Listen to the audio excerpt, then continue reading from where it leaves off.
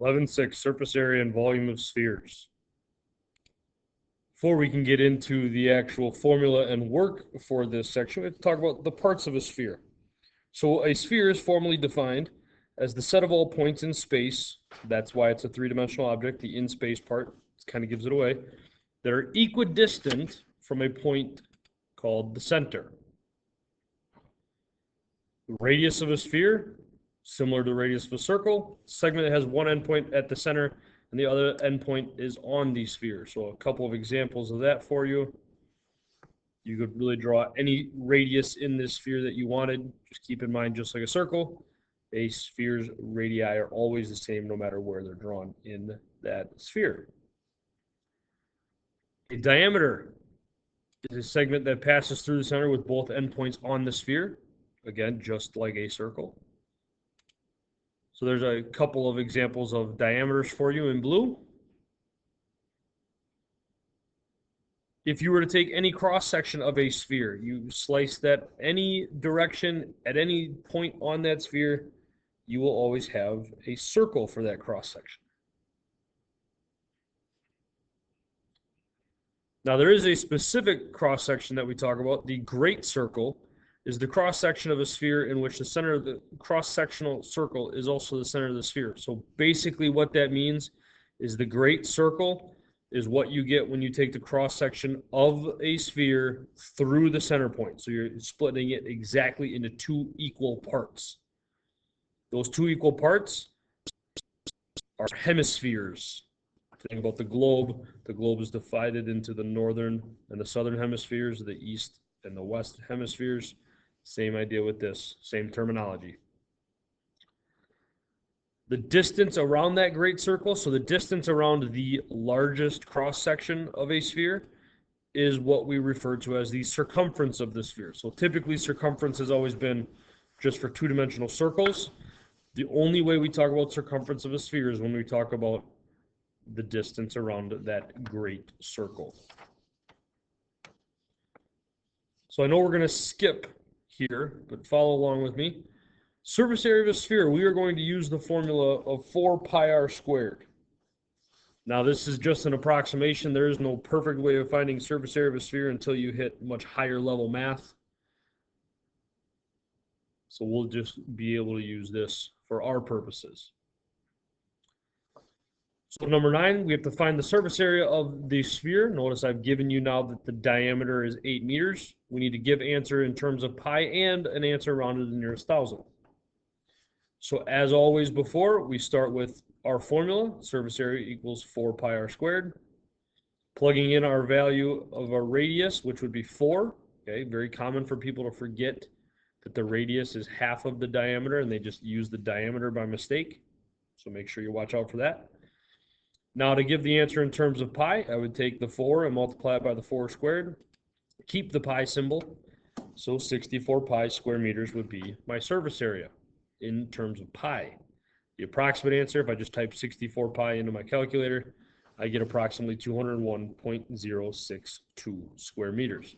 Notice again, this is a surface area, type of area. The label needs to be appropriate for it using the square units. Right, now we're supposed to find the surface area of Earth, and all that we're given is that the equator of Earth is roughly 24,902 miles long. So thinking about finding surface area, we know that we have to use the formula surface area equals 4 pi r squared. But the problem is we don't have the radius. All we have is the distance around the equator. Now the equator, you have to think about it as being the great circle. The equator would be, the distance of the equator would be the circumference of that great circle, which is the circumference of the entire sphere. So using this circumference formula, we can work backwards and find our radius. So we plug in the distance of the equator that we were given. Now if I want to solve this for r, I need to divide by 2 pi. And just like always, we want to make sure that we are as exact as possible. So we're not going to type this into our calculator. We might want to reduce this. I can take the 24,902 and divide it by the 2 in the denominator, which would give me a radius of 12,451 over pi. That radius is what I want to plug into our surface area formula.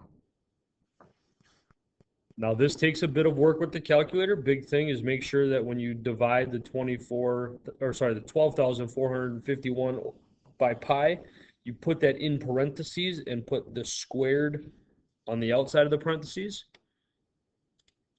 So if we're able to do that correctly, we would find that we would have 197,387,017.5 square miles. Please, right now, if you haven't done it yet, make sure you can correctly enter this information into your calculator all together and get this answer. Being able to use your calculator is an extremely important skill as you continue to go through math. So make sure you know how to correctly enter that for your specific calculator. Next, we're going to look at volume of a sphere. So the volume formula that we're going to go with is, again, an approximation. We're going to use the volume formula of being 4/3 times pi r cubed to find volume for any sphere. So our straightforward problem, number 12, we have a sphere with radius of 6 meters. We need to find the volume and leave the answer in terms of pi. So again, always start with your formula. Then plug in the values that you have. So in this case, we were given the radius as 6. And now keeping this in terms of pi, I need to take the 6 cubed, figure out what that is, and then multiply that by 4/3.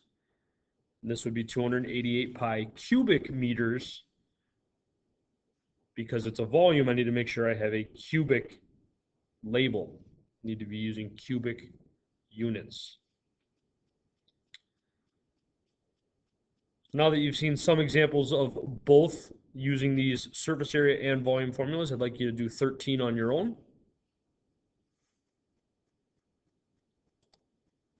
If you were successful in finding surface area and volume in 13, this is the work that I would expect to see from you along with the answer. Notice the labels.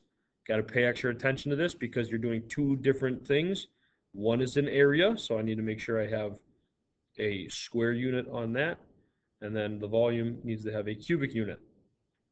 Please notice also that I've labeled these answers. This one is my surface area answer, so I put surface area in front of it. This one is volume, so I put volume in front of it. I need you to be specific when you are doing homework, when you're taking quizzes, when you're taking tests for me, so that I don't mistakenly think one answer is a volume when really it's supposed to be a surface area or something like that. Okay, it is your responsibility to make it as clear as possible which answer each of these represents. Last thing for the notes for now, if we're given the volume of a sphere and we're asked to find the surface area, how would we go about calculating that? So initially, if we're trying to find surface area, we should think about what that surface area formula is. It's 4 pi r squared. So what do we need to have in order to plug into that? We need that radius.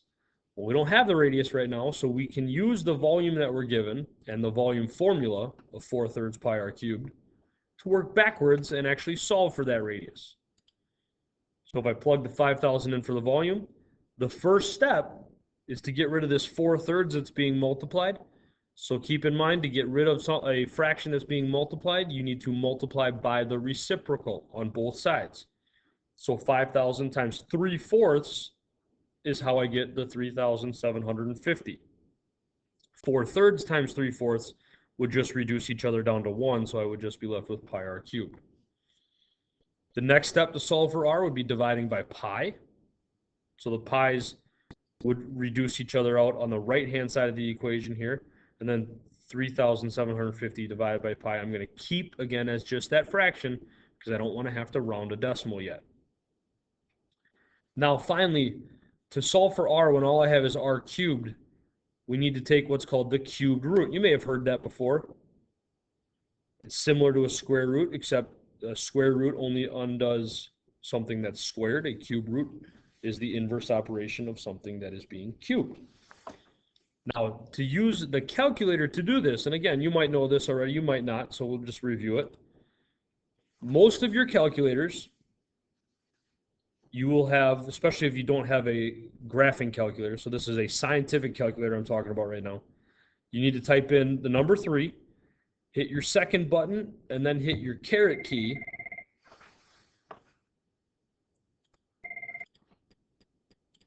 So when you type in the second and the caret key buttons, sorry about that little break there, you should get the symbol that you see down here, the X root symbol. This would allow you to take any root that you wanted to. If you have a graphing calculator, which I don't know if some of you do or not, you would need to hit your math button, which is underneath the alpha, all over on the left-hand side, kind of near the top.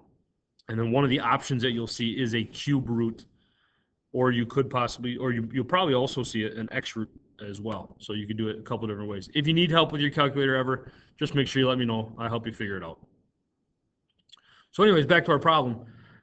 To find surface area now that we have our radius, we're going to take that whole cube root of 3,750 over pi. We're going to plug that in for the radius. So now you really got to be careful when you type this in your calculator.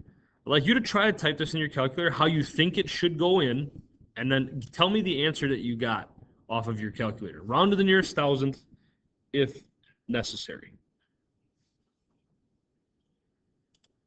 The answer we should have gotten off the calculator is 1,414.048 square meters. Again, this is a surface area that we found, so we need to make sure we have that square unit for a label. If you did not get this initially with your calculator, please try to figure out how you could adjust the way that you entered your information to allow you to get this answer. If it's something that really is not working out for you, please don't hesitate to come talk to me. I will help you figure it out.